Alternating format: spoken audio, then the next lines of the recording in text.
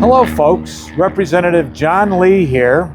It's a beautiful afternoon here down on the Columbia River. Just behind me, the I-5 Interstate Bridge. Spent a good chunk of the day watching the Washington State Transportation Committee. That committee oversees statewide projects on a variety of things. Today, a huge part of that was talking about tolling and a variety of things, but one component of it was an updated briefing on the I-5 bridge by Carly Francis. An awful lot of components of it. I've reported to you before on many aspects of it, but they briefed the commission that, hey, they are phasing the project, which we've talked about a little bit before, but that the first phase of it, $7.6 billion, the important thing you need to understand and legislators and the commission should understand, and it was not specifically mentioned today, is that they still don't have the full amount of money necessary to pay for phase one. Phase one, $7.6 billion. And based on what they showed them, they were about $800 million shy of having that money.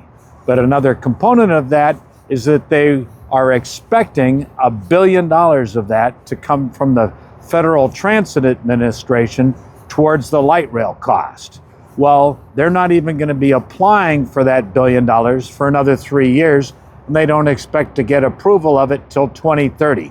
So that is anything but a given. It is hugely in the future.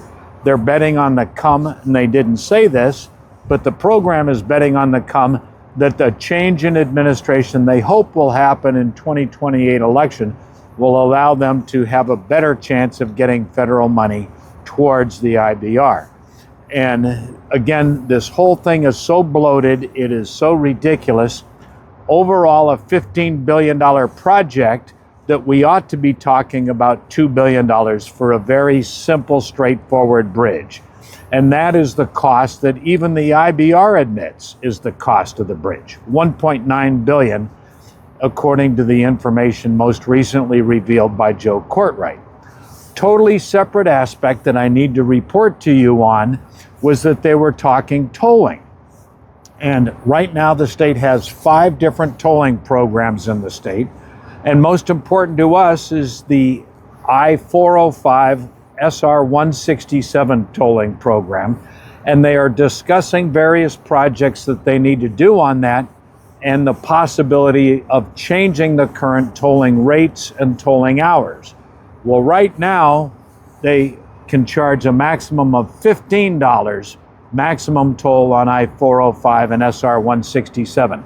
They're now actively talking about raising that to $18. Why is that important to you? Because in the language the legislature passed to authorize tolling as part of the I-5 Bridge Replacement Program, they said that the state can charge the maximum amount being charged anywhere in the state of Washington.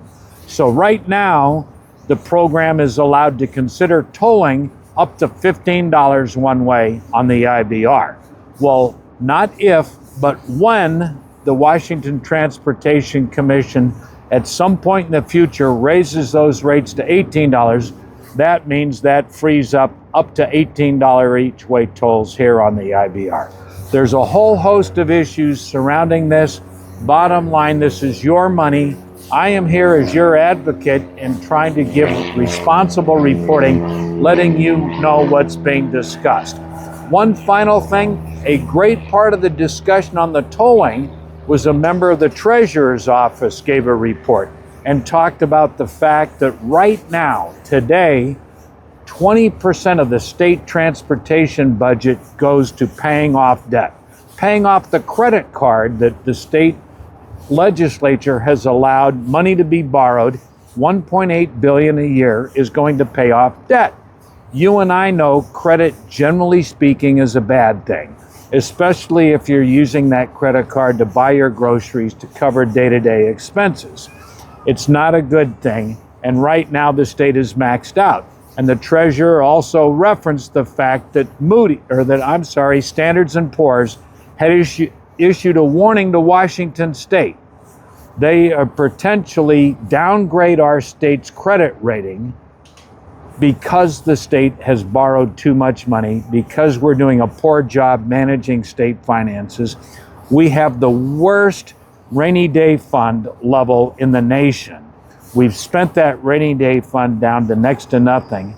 We've borrowed money, and he even mentioned the fact of our pensions. Well, I've reported to you that they stole $4 billion from government employee pension fund, our law enforcement pension fund, to pay for day-to-day operations in the general fund, wherever the majority party wanted it to go. And so all of this combines a picture of we are maxed out on our credit cards. We shouldn't be spending beyond our means. We shouldn't be spending $15 billion on a bridge that we ought to be talking about $2 billion on, and toll rates potentially could go up. So as always, my job is to be an honest reporter to you of what's being discussed in the state. At the end of the day, many of these things aren't going to come about till the end of this year or next year, when I hopefully return to the legislature on your behalf, but I need to let you know what's being discussed. Contact me anytime. I'm here to answer your questions. Thanks and take care.